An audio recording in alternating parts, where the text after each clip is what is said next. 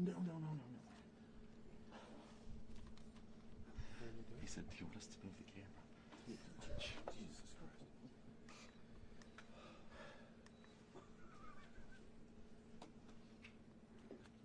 I remember my first day. This is your second cookies. 33 years ago. You get out. Sir. If you could stay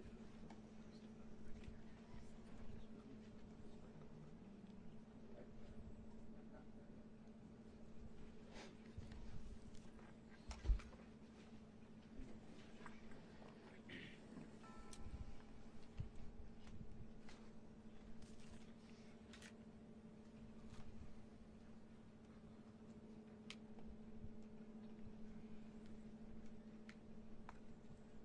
Thanks.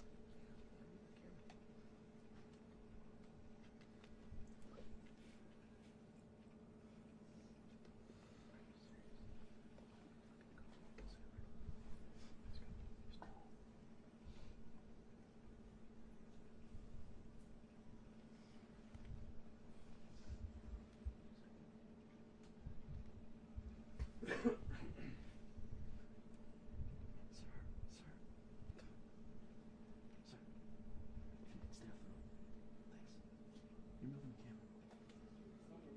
No, trust me.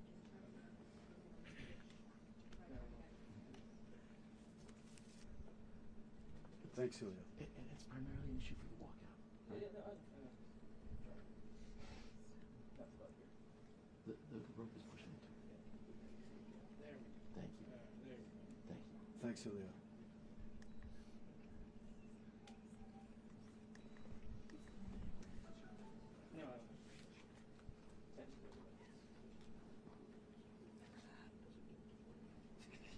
Yeah. That's 16.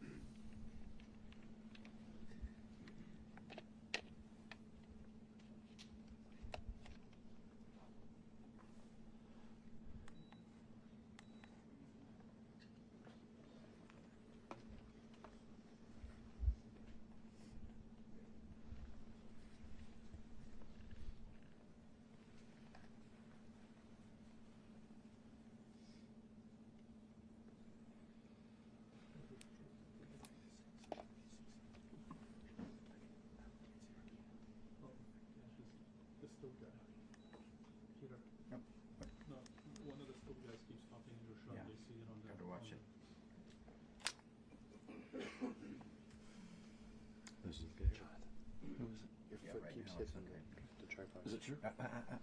Yeah. With the lens? Yeah. You're not going to pay him?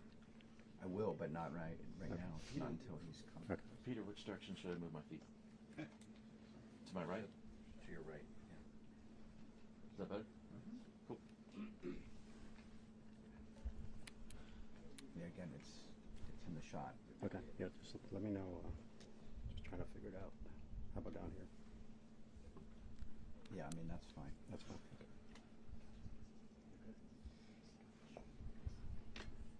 Like that's okay? Yeah.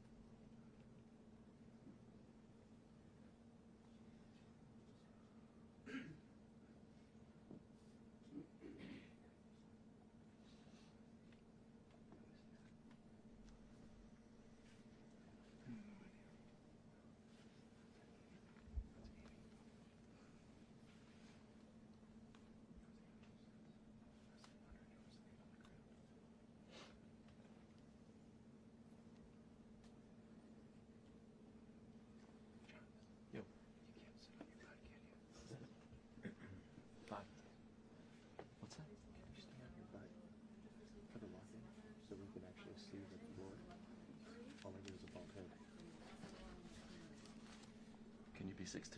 No. If I'm on my butt, I can't see over their heads. You have a remote.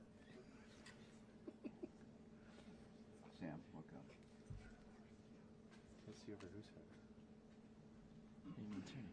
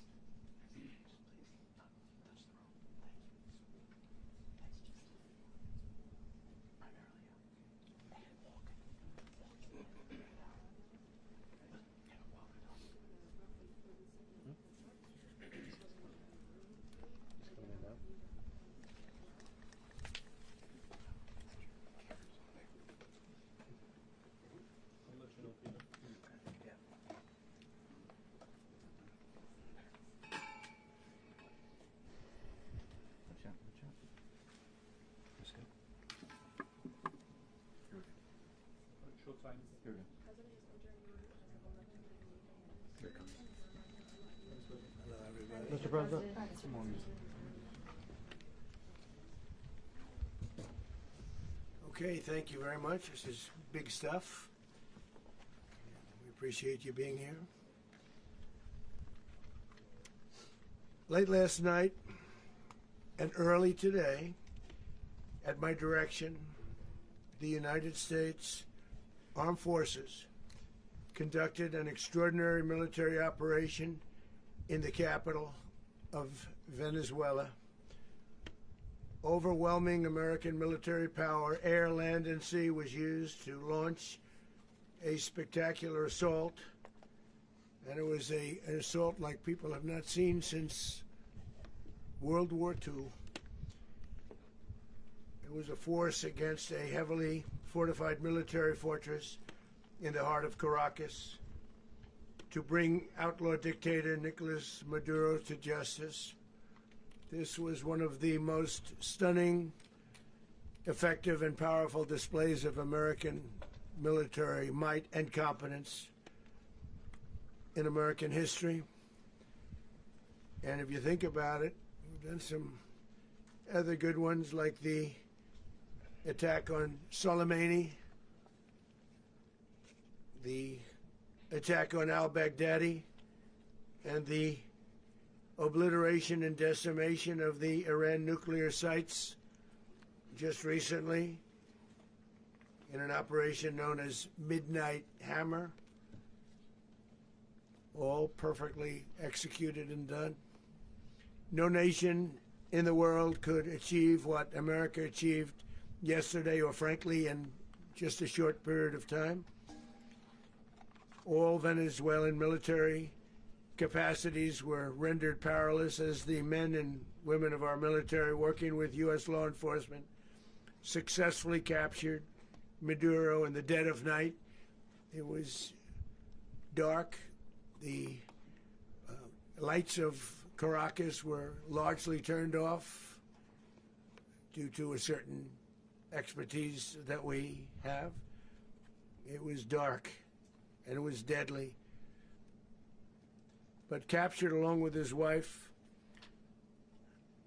Celia Flores, both of whom now face American justice. Maduro and Flores have been indicted in the Southern District of New York. It's Jay Clayton, for their campaign of deadly narco-terrorism against the United States and its citizens. I want to thank the men and women of our military who achieved such an extraordinary success overnight with breathtaking speed, power, precision, and competence. You rarely see anything like it. You've seen some raids in this country that didn't go so well. They were an embarrassment. If you look back to Afghanistan, or if you look back to the Jimmy Carter days, they were different days. We're a respected country again, maybe like never before. These highly trained warriors, operating in collaboration with U.S. law enforcement, caught them in a very ready position. They were waiting for us. They knew we had many ships out in the sea. We were just sort of waiting. They knew we were coming. So they were in what's called a ready position. But they were completely overwhelmed and very quickly incapacitated. If you would have seen what I saw last night, you would have been very impressed. I'm not sure that you'll ever get to see it, but it was an incredible thing to see. Not a single American service member was killed, and not a single piece of American equipment was lost. We had many helicopters, many planes, many people involved in that fight. But think of that, not one piece of military equipment was lost, not one service member was, more importantly, killed. The United States military is the strongest and most fearsome military on the planet by far, with capabilities and skills our enemies can scarcely begin to imagine. We have the best equipment anywhere in the world. There's no equipment like what we have, and you see that even if you just look at the boats. You know, we've knocked out 97% of the drugs coming in by sea. 90%. Each boat kills 25, on average, 25,000 people. We knocked out 97%. And those drugs mostly come from a place called Venezuela. We're going to run the country until such time as we can do a safe, proper, and judicious transition. So we don't want to be involved with having somebody else get in and we have the same situation that we had for the last long period of years. So we are going to run the country until such time as we can do a safe, proper, and judicious transition. And it has to be judicious because that's what we're all about. We want peace, liberty, and justice for the great people of Venezuela, and that includes many from Venezuela that are now living in the United States and want to go back to their country. It's their homeland. We can't take a chance that somebody else takes over Venezuela that doesn't have the good of the Venezuelan people in mind. We've had decades of that. We're not going to let that happen. We're there now, and what people don't understand, but they understand as I say this, we're there now, but we're going to stay until such time as the proper transition can take place. So we're going to stay until such time as we're going to run it, essentially, until such time as a proper transition can take place. As everyone knows, the oil business in Venezuela has been a bust, a total bust, for a long period of time. They were pumping almost nothing by comparison to what they could have been pumping and what could have taken place. We're going to have our very large United States oil companies, the biggest anywhere in the world, go in, spend billions of dollars, fix the badly broken infrastructure, the oil infrastructure, and start making money for the country. And we are ready to stage a second and much larger attack if we need to do so. So we were prepared to do a second wave if we needed to do so. We actually assumed that a second wave would be necessary, but now it's probably not. The first wave, if you'd like to call it that, the first attack was so successful, we probably don't have to do a second, but we're prepared to do a second wave, a much bigger wave, actually. This was pinpoint, but we have a much bigger wave that probably won't have to do. This partnership of Venezuela with the United States of America, a country that everybody wants to be involved with because of what we were able to do and accomplish, will make the people of Venezuela rich, independent, and safe. And it will also make the many, many people from Venezuela that are living in the United States extremely happy. They suffered. They suffered. So much was taken from them. They're not going to suffer anymore.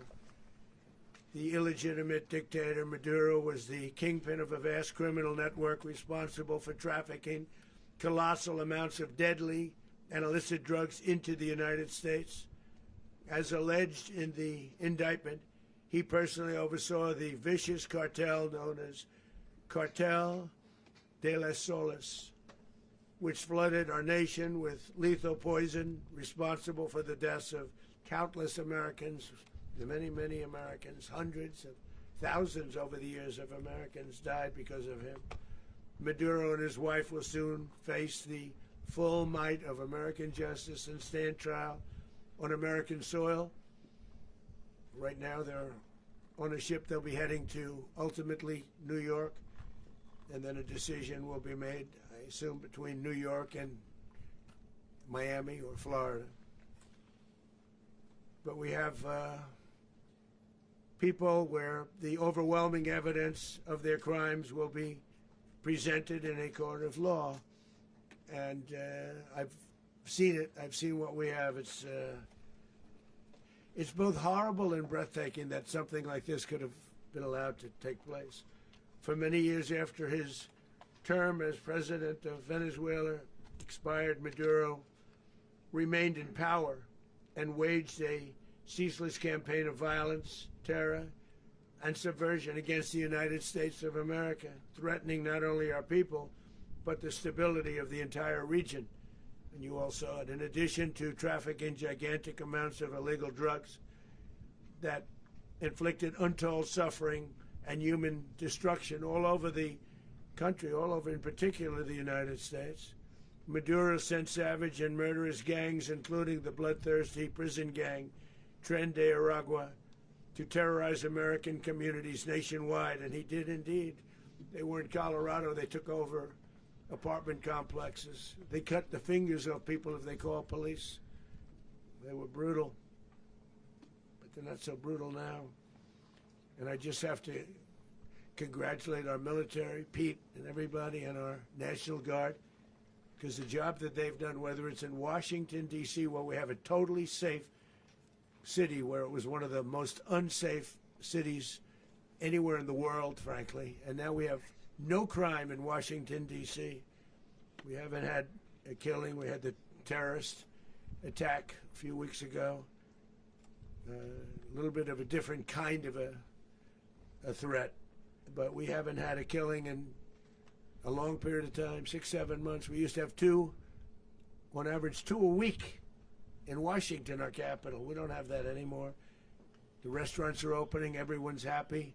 They're going, they're walking their daughters, they're walking their children, their wives, they walk to restaurants. Restaurants are opening all over Washington, D.C. So I want to thank the National Guard. I want to thank our military. And I want to thank law enforcement. It's been amazing. And they should do it with more cities. We're doing it, as you know, and we're doing it in Memphis, Tennessee right now, and crime is down.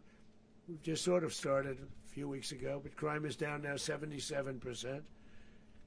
And the governor of Louisiana called, great person, and he wanted us to help him, as you know, in a certain very nice part of Louisiana, and we have done that. It was a rough section, and we have crime down. I understand it's down to almost nothing already after 2.5 weeks. New Orleans, it's down to almost nothing, and we've only been there for 2.5 weeks. Can't imagine why governors wouldn't want us to help. We also helped, as you know, in Chicago. Then crime went down a little bit there. We did a very small help because we had no working ability with the governor. The governor was a disaster, and the mayor was a disaster. But it knocked down crime. But we're pulling out of there when they need us. We'll know. You'll know. You'll be writing about it. And likewise, Los Angeles, where we saved Los Angeles early on, where the head of the police department made a statement that if the federal government didn't come in, we would have lost Los Angeles. That's long after the fires. That's when they had the riots in Los Angeles. We did a great job. Got no credit for it whatsoever, but that's okay. It doesn't matter. We don't need the credit. But we'll be pulling out when they need us. They'll call, or we'll go back if we have to. We'll go back. But we did a great job in various cities. But the place that we're very proud of is Washington, D.C., because it's our nation's capital. We took it from being a crime-ridden mess to being one of the safest cities in the country. But the gangs that they sent raped, tortured, and murdered American women and children. They were in all of the cities I mentioned, Tren de Aragua. And they were sent by Maduro to terrorize our people, and now Maduro will never again be able to threaten an American citizen or anybody from Venezuela. There will no longer be threats. For years I've highlighted the stories of those innocent Americans whose lives were so heartlessly robbed by this Venezuelan terrorist organization. Really one of the worst. One of the worst, they say the worst. Americans like 12-year-old Jocelyn Nungary from Houston. Beautiful Jocelyn Nungary, what happened to her? They, as you know, they kidnapped, assaulted, and murdered by Tren de Aragua animals. They murdered Jocelyn and left her dead under the bridge. There was a bridge that will never be the same to so many people after seeing what happened. As I've said many times, the Maduro regime emptied out their prisons, sent their worst and most violent monsters into the United States, to steal American lives. And they came from mental institutions and insane asylums. They came from prisons and jails. The reason I say both, they sound similar. Actually, prisons, a little bit more hostile, a little bit tougher. A mental institution isn't as tough as an insane asylum, but we got them both. They sent from their mental institutions. They sent from their jails, prisons. They were drug dealers. They were drug kingpins. They sent everybody bad into the United States. But no longer. And we have now a border where nobody gets through. In addition, Venezuela unilaterally seized and stole American oil, American assets, and American platforms, costing us billions and billions of dollars. They did this a while ago, but we never had a president that did anything about it. They took all of our property. It was our property. We built it. And we never had a president that decided to do anything about it. Instead, they fought wars that were 10,000 miles away. We built Venezuela oil industry with American talent, drive, and skill, and the socialist regime stole it from us during those previous administrations, and they stole it through force. This constituted one of the largest thefts of American property in the history of our country. Considered the largest theft of property in the history of our country. Massive oil infrastructure was taken like we were babies, and we didn't do anything about it. I would have done something about it. America will never allow foreign powers to rob our people or drive us back into and out of our own hemisphere. That's what they did. Furthermore, under the now deposed dictator Maduro, Venezuela was increasingly hosting foreign adversaries in our region and acquiring menacing offensive weapons that could threaten U.S. interests and lives. And they used those weapons last night. Potentially in league with the cartels operating along our border. All of these actions were in gross violation of the core principles of American foreign policy, dating back more than 2 centuries. And not anymore. All the way back, it dated to the Monroe Doctrines. And the Monroe Doctrine is a big deal. But we've superseded it by a lot. By a real lot. They now call it the Monroe Document. I don't know. It's Monroe Doctrine. We sort of forgot about it. It was very important, but we forgot about it. We don't forget about it anymore. Under our new national security strategy, American dominance in the Western Hemisphere will never be questioned again. Won't happen. So just in concluding, for decades, other administrations have neglected or even contributed to these growing security threats in the Western Hemisphere. Under the Trump administration, we are reasserting American power in a very powerful way in our home region. And our home region is very different than it was just a short while ago. The future will be, and we did this in my first term. We had great dominance in my first term, and we have far greater dominance right now. Everyone's coming back to us. The future will be determined by the ability to protect commerce and territory and resources that are core to national security. These are core to our national security. Just like tariffs are, they've made our country rich, and they've made our national security stronger than ever before. But these are the iron laws that have always determined global power. And we're going to keep it that way. We will secure our borders. We will stop the terrorists. We will crash the cartels, and we will defend our citizens against all threats, foreign and domestic. Other presidents may have lacked the courage or whatever to defend America, but I will never allow terrorists and criminals to operate with impunity against the United States. This extremely successful operation should serve as warning to anyone who would threaten American sovereignty or endanger American lives. Very importantly, the embargo on all Venezuelan oil remains in full effect. The American Armada remains poised in position, and the United States retains all military options until United States demands have been fully met and fully satisfied.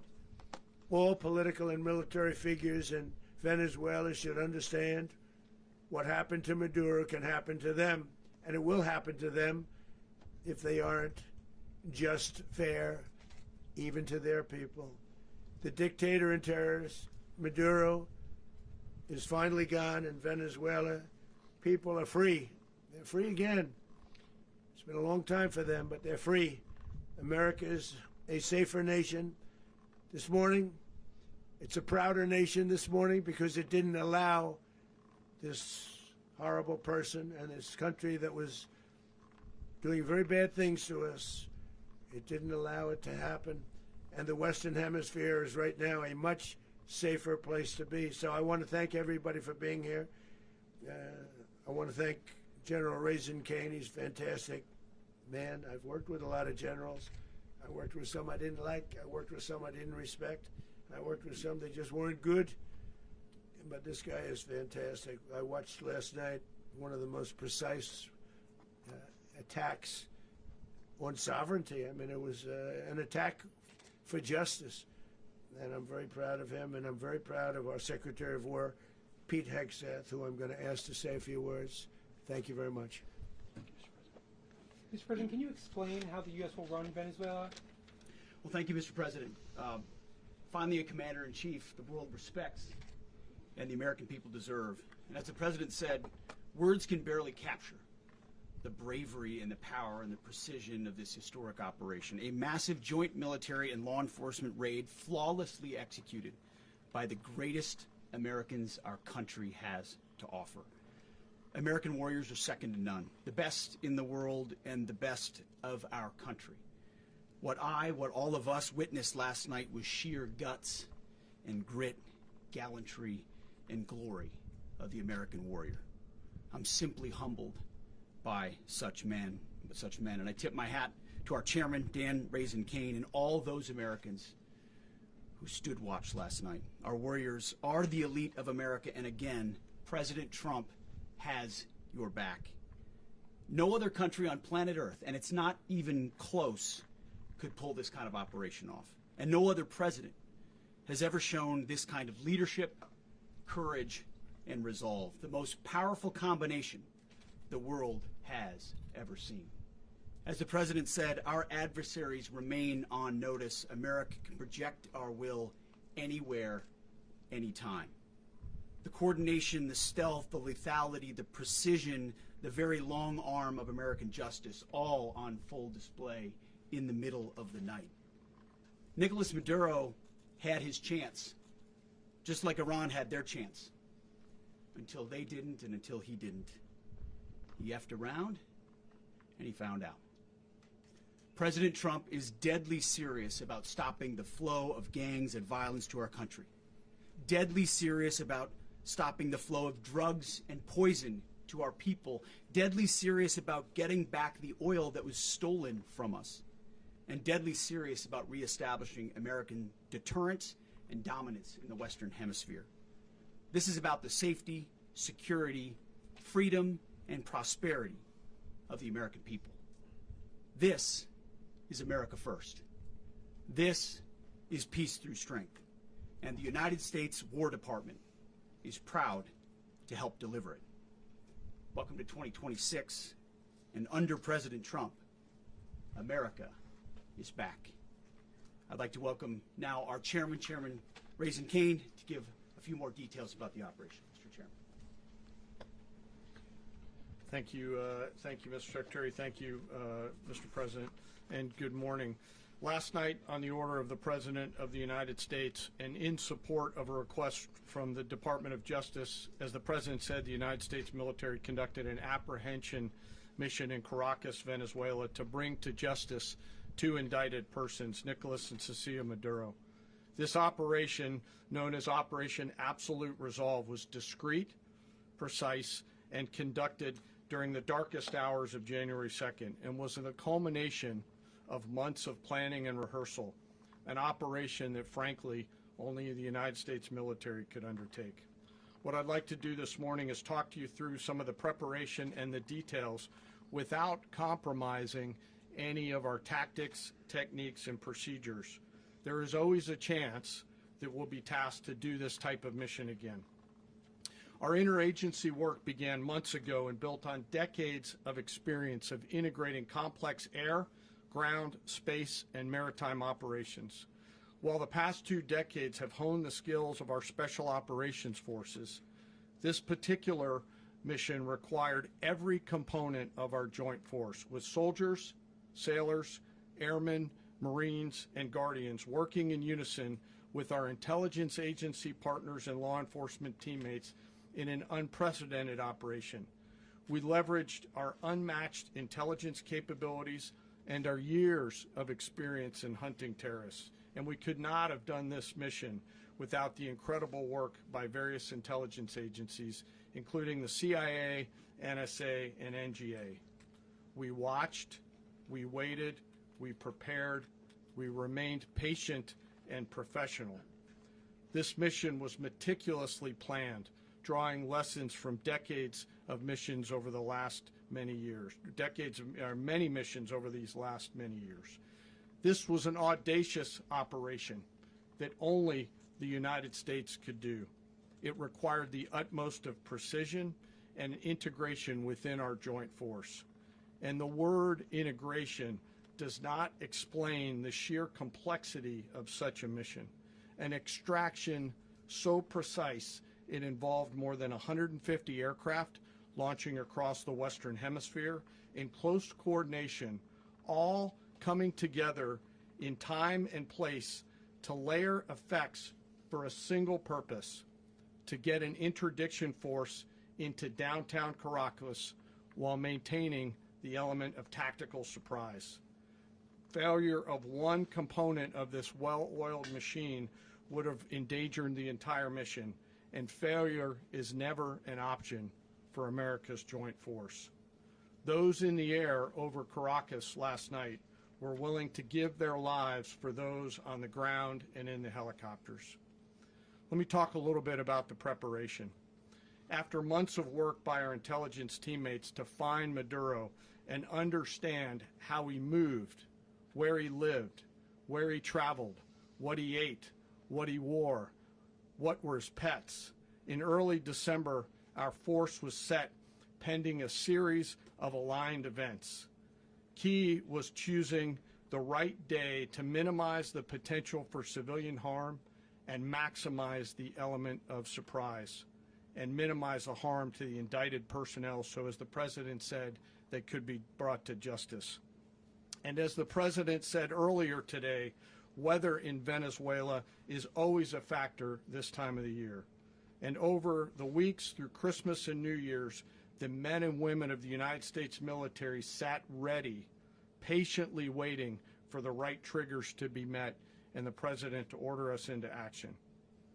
Last night, the weather broke just enough, clearing a path that only the most skilled aviators in the world could maneuver through.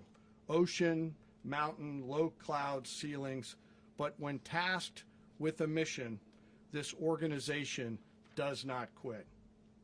At 10:46 p.m. Eastern Time last night, the President ordered the United States military to move forward with this mission. He said to us, and we appreciate it, Mr. President, good luck and Godspeed. And those words were transmitted to the entire joint force. Over the course of the night, aircraft began launching from 20 different bases on land and sea across the Western Hemisphere. In total, more than 150 aircraft, bombers, fighters, intelligence, reconnaissance, surveillance, rotary wing were in the air last night.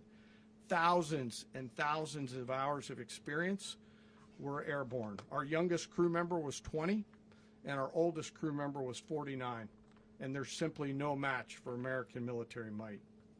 As the night began, the helicopters took off with the extraction force, which included law enforcement officers, and began their flight into Venezuela at 100 feet above the water. As they approached Venezuelan shores, the United States began layering different effects provided by Spacecom, Cybercom, and other members of the interagency to create a pathway. Overhead, those forces were protected by aircraft from the United States Marines, the United States Navy, the United States Air Force, and the Air National Guard. The force included F-22s, F-35s, F-18s, EA-18s, E-2s, B-1 bombers, and other support aircraft, as well as numerous remotely piloted drones. As the force began to approach Caracas, the Joint Air Component began dismantling and disabling the air defense systems in Venezuela, employing weapons to ensure the safe passage of the helicopters into the target area. The goal of our air component is, was, and always will be to protect the helicopters and the ground force and get them to the target and get them home. As the force crossed the last point of high terrain where they'd been hiding in the clutter, we assessed that we had maintained totally the element of surprise. As the helicopter force ingressed towards the objective at low level, we arrived at Maduro's compound at 1:01 a.m. Eastern Standard Time, or 2:01 a.m. Caracas local time, and the apprehension force descended into Maduro's compound and moved with speed, precision, and discipline towards their objective, and isolated the area to ensure the safety and security of the ground force while apprehending the indicted persons. On arrival into the target area, the helicopters came under fire, and they replied with that fire with overwhelming force in self-defense. One of our aircraft was hit but remained flyable, and as the President said earlier today, all of our aircraft came home, and that aircraft remained flyable during the rest of the mission. As the operation unfolded at the compound, our air and ground intelligence teams provided real-time updates to the ground force, ensuring those forces could safely navigate the complex environment without unnecessary risk. The force remained protected by overhead tactical aviation. Maduro and his wife, both indicted, gave up and were taken into custody by the Department of Justice, assisted by our incredible U.S. military with professionalism and precision, with no loss of U.S. life. After securing the indicted persons, the force began to prep for departure. Helicopters were called in to exfiltrate the extraction force, while fighter aircraft and remotely piloted aircraft provided overhead coverage and suppressive fire. There were multiple self-defense engagements as the force began to withdraw out of Venezuela. The force successfully exfiltrated and returned to their afloat launch bases, and the force was over the water at 3:29 a.m. Eastern Standard Time with indicted persons on board. And both Maduro and his wife were embarked aboard the USS Iwo Jima. In closing, what we've witnessed today is a powerful demonstration of America's joint force.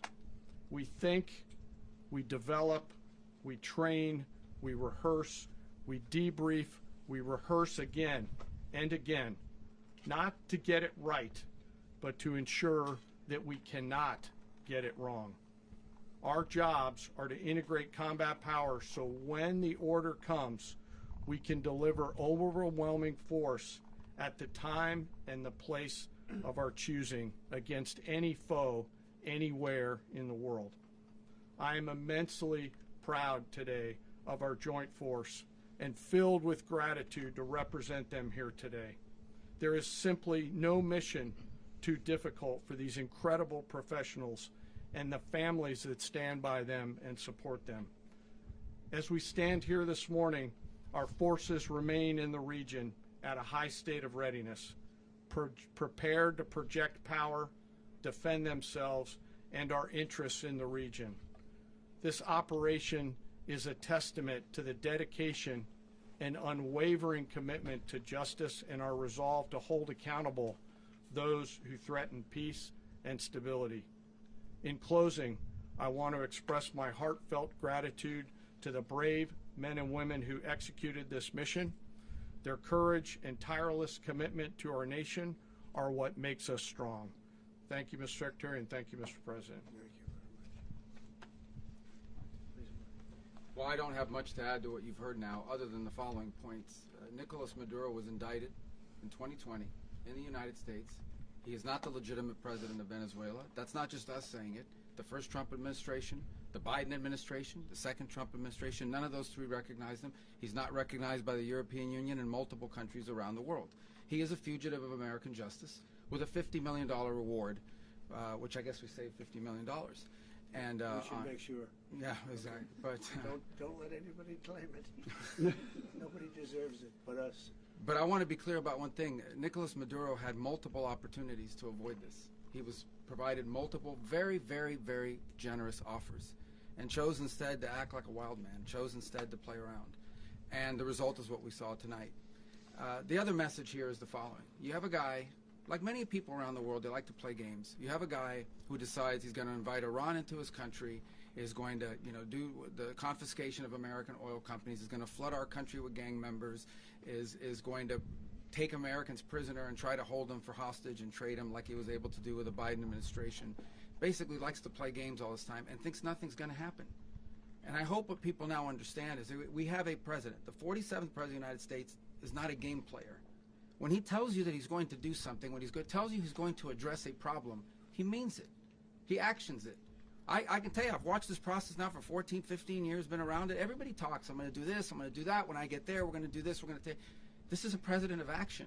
Like, I don't understand yet how they haven't figured this out. And now, if you don't know, now you know. Because this is the way it's going to play out. And I think people need to understand that this is not a president that just talks and does letters and press conferences. And, if he says he's serious about something, he means it. And this is something that was a direct threat to the national interest of the United States. And the president addressed it. There's a president of peace, by the way. I told you what I just said earlier. This guy had multiple opportunities to find his way somewhere else and figure out another. He could have been living somewhere else right now very happy, but instead he wanted to play big boy. And so now, he's got other sets of problems on his hands. And but I think the message here should be for the world. Look, the president doesn't go out looking for people to pick fights with. He's not generally wants to get along with everybody. We'll talk and meet with anybody, but don't play games. Don't play games with this president's in office because it's not going to turn out well. And so I hope that I guess that lesson was learned last night, and we hope it'll be instructive moving forward. Is that a message for Cuba? Mr. President.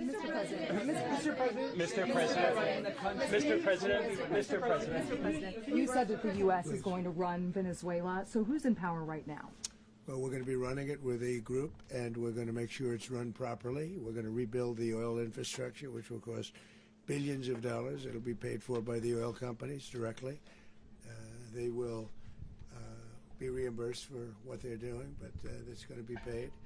And we're going to get the oil flowing the way it should be. As you know, it was just a minor flow. It was actually a minor flow for what they have. But we're going to run it properly, and we're going to make sure the people of Venezuela are taken care of. We're going to make sure the people that were forced out of Venezuela by this thug are also taken care of. Mr. President. Does the U.S. running the country mean that U.S. troops will be on the ground? How will that work? Well, they always say boots on the ground. So we're not afraid of boots on the ground if we have to have. We had boots on the ground last night at a very high level, actually. We're not afraid of it. We don't mind saying it. But we're going to make sure that that country is run properly. We're not doing this in vain. This is a very dangerous attack. This is an attack that could have gone very, very badly. Could have gone very badly. We could have lost a lot of people last night. We could have lost a lot of dignity. We could have lost a lot of equipment. The equipment is less important, but we could have lost a lot. And we're going to make sure that this is proper. We're there now. We're ready to go again if we have to. We're going to run the country right. It's going to be run very judiciously, very fairly. It's going to make a lot of money. We're going to give money to the people. We're going to reimburse people that were taken advantage of. We're going to take care of everybody. It's very important. We couldn't let them get away with it. They stole our oil. We built that whole industry there, and they just took it over like we were nothing. And we had a president that decided not to do anything about it. So we did something about it. We're late, but we did something about it. Yeah, please. Mr. President, can you explain the exact mechanism by which you're going to run the country? Are you going to designate a U.S. official to coordinate? It's all being done right now. We're designating people. We're talking to people. We're designating various people, and we're going to let you know who those people are. Mr. President. What's the group you mentioned that would run Venezuela? Well, it's largely going to be, for a period of time, the people that are standing right behind me. We're going to be running it. We're going to be bringing it back. It's a dead, I talk about a dead country. A year and a half ago, we were a dead country. Now we're the hottest country anywhere in the world. We're a country doing better than any country anywhere in the world. And it required leadership. Venezuela has a lot of bad people in there, a lot of bad people that shouldn't be leading. We're not going to take a chance that one of those people take over for Maduro. So you can look at, and others, we have fantastic people, including people in the military. So we're going to have a group of people running it until such time as it can be put back on track, make a lot of money for the people, and give people a great way of life, and also reimbursement for people in our country that were forced out of Venezuela. Mr. President, Rubio would be. you said earlier today that you weren't going to back Machado to come back and be the opposition leader in your Fox and Friends interview. And then you also mentioned the Vice President of Venezuela. Are you going to work with the Vice President of Venezuela, or how do you foresee the relationship Well, going? I understand she was just sworn in, but she was, as you know, picked by Maduro. So Marco's working on that directly. He just had a conversation with her, and she's essentially willing to do what we think is necessary to make Venezuela great again. Very simple. Mr. President, Colombian President Gustavo Petro, a couple weeks ago, he said he's got to watch his ass. And today he said he's not concerned about anything happening to him in the aftermath of this operation. So just what your message is Well, about he that. has cocaine mills. He has factories where he makes cocaine. And yeah, I think I stick by my first statement. He's making cocaine. They're sending it into the United States. So he does have to watch his ass. Mr. President, Did you notify any members of Congress in advance? Marco, do you want to talk about that? Because you were involved in it. Sure. We call members of Congress immediately after. This was not the kind of mission that you can do congressional notification on. It was a trigger-based mission in which conditions had to be met night after night. We watched and monitored that for a number of days. So it's just simply not the kind of mission you can call people and say, hey, we may do this at some point in the next 15 days. But it's largely a law enforcement function. Remember, at the end of the day, at its core, this was an arrest of 2 indicted fugitives of American justice, and the Department of War supported the Department of Justice in that job. Now, there are broader policy implications here, but it's just not the kind of mission that you can pre-notify because it endangers the mission. If I can add one thing to that, Congress has a tendency to leak. This would not be good. If they leaked, General, I think it would have been maybe a very different result. But I have to say, they knew we were coming at some point, We had a lot of ships out there. They sort of knew we were coming. But Congress will leak, and we don't want leakage. Mr. President, You were one of the only people to watch this all play out live. What was Maduro doing when the U.S. forces entered what I assume would be his home? And also, was there any point where the U.S. was considering if Maduro pushed back or resisted killing Maduro? It could have happened. It could have happened. He was trying to get into a safe place. The safe place is all steel. And he wasn't able to make it to the door because our guys were so fast. They went through the opposition so fast. And there was a lot of opposition. People were wondering, do we get them by surprise? Sort of surprised, but they were waiting for something. It was a lot of opposition. There was a lot of gunfire. You saw some of it today.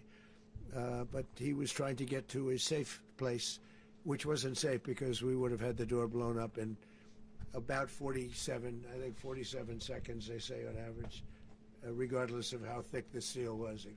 It was a very thick door. It was a very heavy door, but he was unable to get to that door. He made it to the door. He was unable to close it. So where is Maduro going to be? Go ahead, finish. Where is Maduro going to be in the time being right now? Do you know his exact whereabouts? Well, eventually, ultimately, in the near future, he's going to be brought to New York. And where is he going to be held? Where is he going to be held in New York? Do you know? That's going to be up to the officials that do these things. Mr. President, the U.S. has something of a mixed track record of ousting dictators without necessarily a plan for what comes afterwards. Not with Did me, that weigh on your decision Well, that's making? when we had different presidents, but with me, that's not true. With me, we've had a perfect track record of winning. We win a lot, and we win. If you look at Soleimani, you look at al-Baghdadi, you look at the Midnight Hammer. Midnight Hammer was incredible. Right now, you wouldn't have peace in the Middle East. We have essentially peace in the Middle East because of that. If we weren't successful with Midnight Hammer, you wouldn't have peace in the Middle East. So, with me, you've had a lot of victory. You've had only victories. You've had no losses. Yeah. Mr. President, can you? How long do you expect the U.S. to run Venezuela, and how soon do you want the Venezuelan people to hold elections? So I'd like to do it quickly, but it takes a period of time. You know, we're rebuilding. We have to rebuild their whole infrastructure. The infrastructure is rotted. It's actually very dangerous. It's blow-up territory. Oil is very dangerous. It's a very dangerous thing to take out of the ground. It can kill a lot of people. It has killed a lot of people doing just that. The infrastructure is old. It's rotted. Much of it is stuff that we put there 25 years ago, and we're going to be replacing it. And we're going to take a lot of money out so that we can take care of the country. Are you saying that Secretary Rubio and Mr. President, China, Russia, and Iran have interests in Venezuela. How does this operation affect your relationships with them when it comes to the oil and drugs? In terms of China and Russia, Russia when we get things straightened out. But in terms of other countries that want oil, we're in the oil business. We're going to sell it to them. We're not going to say we're not going to. In other words, we'll be selling oil. Probably in much larger doses because they couldn't produce very much because their infrastructure was so bad. So we'll be selling large amounts of oil to other countries, many of whom are using it now, but I would say many more will come. Are you saying that, Mr. President, are you saying that? Mr. President, thank you. What is your message to the people of Venezuela today? Of course, the civilian population specifically, they have a lot of questions. What is your message to the people of Venezuela? That you're going to have peace, justice. You're going to have some of the riches that you should have had for a long period of time. It was stolen from you. But you're going to have peace and you're going to have safety. You're going to have justice. You're going to have a country. You're going to have a real country. You're going to have potentially a great country. You know, if you go back 20 years, maybe even a little longer ago, that was a great country. And they destroyed it. Remember I said that if we lose this election, the United States will be Venezuela on steroids. That's what would have happened. Had we lost the election, the 2024 election, we suffered so badly. When you look at the border from 2020, what they did, what Joe Biden administration did to our country should never be forgotten. But if we had to go through another year of that, we would be exactly where Venezuela was in terms. I used to say, if they win, we're going to be Venezuela on steroids, and that's what would have happened. President, thank you. Are you saying that Secretary Hegseth and Rubio are going to be running Venezuela, and will you be sending in U.S. military troops to provide? They're going to be a team that's working with the people of Venezuela to make sure that we have Venezuela right. Because for us to just leave, who's going to take over? I mean, there is nobody to take over. You have a vice president who's been appointed by Maduro. And right now she's the vice president, and she's, I guess, the president. She was sworn as president just a little while ago. She had a long conversation with Marco, and she said, we'll do whatever you need. I think she was quite gracious, but she really doesn't have a choice. We're going to have this done right. We're not going to just do this with Maduro, then leave like everybody else, leave and say, let it go to hell. If we just left, it has zero chance of ever coming back. We'll run it properly. We'll run it professionally. We'll have the greatest oil companies in the world go in and invest billions and billions of dollars and take out money, use that money in Venezuela. And the biggest beneficiary are going to be the people of Venezuela. And also, I can't stress this strongly enough, the people that got thrown out of Venezuela that are now in the United States, and frankly, some want to stay, and some probably want to go back. Yeah. So, Mr. President, what is being done to protect Americans in the country, and were any of the detained Americans Well, right now they're very last protected night? because nobody's going to mess with us. They're very protected. The people of, and we let them know that you better not touch one of them. Are you concerned that bad elements of the Maduro regime will remain in place? Well, we know who they are. We're on them, and they're acting much differently now than they would have acted 2 days ago. And what can you okay, say wait, about behind you, please. Mr. President, why is running a country in South America America first? Well, I think it is because we want to surround ourselves with good neighbors. We want to surround ourselves with stability. We want to surround ourselves with energy. We have tremendous energy in that country. It's very important that we protect it. We need that for ourselves. We need that for the world. And we want to make sure we can protect it. Yes, sir. Please, go ahead. Yeah, is there a message here for Cuba and Diaz-Canel? Well, Cuba is an interesting case. Cuba is, not doing very well right now. That system has not been a very good one for Cuba. The people there have suffered for many, many years. And I think Cuba is going to be something we'll end up talking about, because Cuba is a failing nation right now, very badly failing nation. And we want to help the people of, it's very similar in the sense that we want to help the people in Cuba, but we want to also help the people that were forced out of Cuba and living in this country. Do you want to say something about that, Marco, please? Well, I mean, I just gave you a statement a few minutes ago about, you know, when the president speaks, you should take him seriously. So, suffice it to say, you know, Cuba is a disaster. It's run by incompetent, senile men, and in some cases, not senile, but incompetent nonetheless. It has no economy. It's in total collapse. And by the way, you know, they were, you know, all of the guards that helped protect Maduro, this is well known, their whole spy agency, all that were full of Cubans. I mean, they basically, it's amazing. This poor island took over Venezuela in some cases. One of the biggest problems that Venezuelans have is they have to declare independence from Cuba. They tried to basically colonize it from a security standpoint. So, yeah, look, if I lived in Havana and I was in the government, I'd be concerned, at least a little bit. Are you cutting off the oil flow to Cuba from Venezuela? Well, the president already announced a week ago that anything that's sanctioned, it's sanctioned oil, it's not going to be allowed to get there. So that's an The answer is yes. Mr. President. Mr. President, is the U.S. aware of the location of opposition leader Machado, and have you been in contact with her? No, we haven't. No, we haven't. Mr. President, on Monday. I think it would be very tough for her to be the leader. She doesn't have the support within, or the respect within the country. She's a very nice woman, but she doesn't have the respect. Mr. President, is it possible that the U.S. ends up administrating Venezuela for years? You know, well, you know, it won't cost us anything because the money coming out of the ground is very substantial, so it's not going to cost us anything. So the U.S. isn't going to dedicate any money to...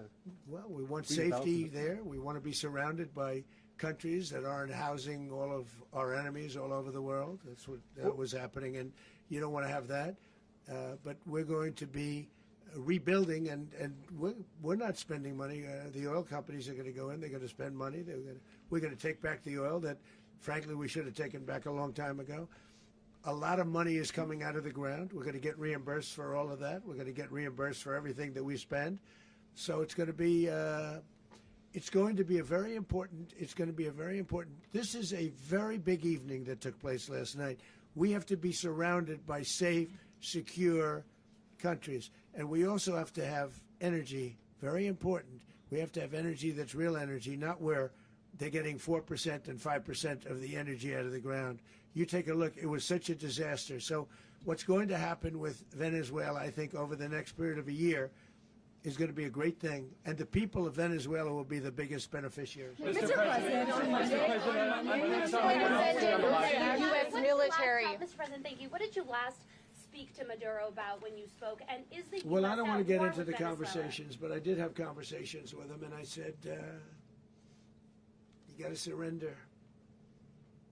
And I actually thought he was pretty close to doing so, but now he wished he did, yeah. Mr. President, can you explain, you said that Maduro is responsible for drug trafficking. You recently pardoned the former president of Honduras who was convicted on many drug trafficking. Can you explain how these two situations are different? And would you ever pardon Maduro? I endorsed, as you know, the winning president, the man who won in Honduras. I endorsed the man who won in Chile. I endorsed the man who won in Argentina. And we are doing very well with that whole group. What the man that I pardoned was, if you could equate it to us, he was treated like the Biden administration treated a man named Trump. That didn't work out too well for them. This was a man who was persecuted very unfairly. He was the head of the country. He was persecuted very unfairly. And there are a number of them. And we felt that it was a very unfair situation that happened to him. He's also a party member of the man who won. So obviously the people liked what I did. And one of the reasons that was done is because of the fact that the party in power felt very strongly that that man was treated very badly. I studied it very quickly, and then I studied it in great detail. I went to a lot of the people standing behind me, and they felt that that man was persecuted and treated very badly. That's why I gave him a pardon. Mr. President, you referenced boots on the ground earlier. Can you just sort of button this up? Do you envision the U.S. military having a presence in Venezuela as the U.S. runs that country? No, we're going to have a presence in Venezuela as it pertains to oil, because we have to have, we're sending our expertise in. So you may need something, not very much. But no, we're going to be taking out a tremendous amount of wealth out of the ground. and that wealth is going to the people of Venezuela and people from outside of Venezuela that used to be in Venezuela. And it goes also to the United States of America in the form of reimbursement for the damages caused us by that country. So I want to thank you all very much. Thank you. Do you have one? Yes, please. You were so nice before. I'm going to give you the final question. Go Thank ahead. you, Mr. Unless it's a President. bad question, in It's which about case I'll Putin. go one word. It's about who? It's about Putin, if you want. About Putin. Well, Okay. that's always nice. You had a to talk phone. about Putin. You had a phone call with him Yeah. on Monday. Did he talk at all about Maduro? Did y'all talk about this? No, we didn't. And We then- never spoke about Maduro. Are you mad at him right now? I mean, there's this I'm not intelligence. thrilled with Putin. I'm not thrilled with Putin. He's killing too many people. There was that I intelligence. thought that would be so. I settled 8 1/4 war. You know what the 1/4 was? Thailand and Cambodia. I did it again. They broke out, and I did it in about 5 hours, and I settled it. I'm giving myself 1/4, so I'm up to now 8 1/4. In other words, I settled the war, but then they broke out. They had a pretty bad breakout over the last 4 days. I got them to go back to peace. So I only give 1/4. I thought the easiest one would be, one of the easier ones would be Russia, Ukraine. It's not. And they both have done some pretty bad things. And look, that's Biden's war. That's not my war. But I want to stop the lives. Did you see where last month, 30,000, it was 27,000 the month before. 30,000, mostly soldiers, were killed this last month. 30,000. I want to stop that. You know, I got NATO to pay 5% instead of the 2% that they weren't paying. They weren't paying 2, now they pay 5. And we send them a lot of munitions, we send them a lot of things, missiles and various other things, a lot. And they pay. The United States is not losing money. We're probably making money on that. It's the last thing I care about. I just want to stop all those people. We're losing 25, 30,000 human beings that come from 2 places that are very far away. But if I can stop, because it's something I've been pretty good at doing, deals, I guess. It's all a deal. Life is a big deal. But if I can stop that war and stop 30,000 young people, in addition to the fact that people are being killed in Kiev, people are being killed in other cities throughout, you know, a much smaller number, but they're being killed, viciously killed. So I'm not happy about it. I thought that would be something that would get solved. We have Mr. Witkoff here. I think that we're making progress, but that's a war that should have never happened. If I were president, it would have never happened. Putin says it. Everybody says it. If I were president, that would have never happened. But I inherited that war. That was Joe Biden, Zelensky, and Putin. I came into the situation, and it's a mess. And I will say this. I watched an operation last night that was so precise, that was so brilliant. I mean, it was incredible. If we had our people, like this general and our people involved, that war would not have gone on very long, that I can tell you. You told me that war, to use an old term, that war has become a bloodbath, and we want it to get stopped. Thank you very much. Are you concerned a rogue Venezuelan general to take over the country? Can you talk about your conversation with the vice president?